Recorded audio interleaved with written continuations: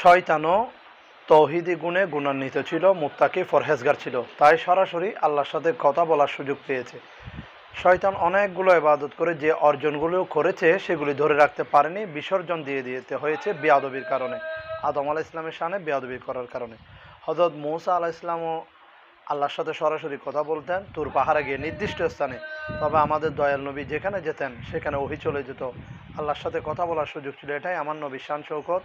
সুতরাং বলতে চাই, যারা তৌহিদি জনতা, তৌহিদের জ্ঞান থাকলে, আবাদত থাকলে আল্লাহ পর্যন্ত পৌঁছানো সম্ভব নয়, আল্লাহর সন্তুষ্টি হাসিল করা সম্ভব নয় যতক্ষণ পর্যন্ত রেসালতের জ্ঞান থাকবে না। যেহেতু শয়তানের কাছে রেসালতের জ্ঞান ছিল না, তৌহিদের জ্ঞান ছিল, এবাদত ছিল কিন্তু আদব ছিল না। আদবটাই হচ্ছে এবাদতের মূল। আদব থাকলে ইবাদত আল্লাহর দরবারে কবুল হবে, কেননা আদবের যার কাছে আছে তার কাছে মহব্বত আছে, যেখানে মহব্বত সেখানে ইবাদত।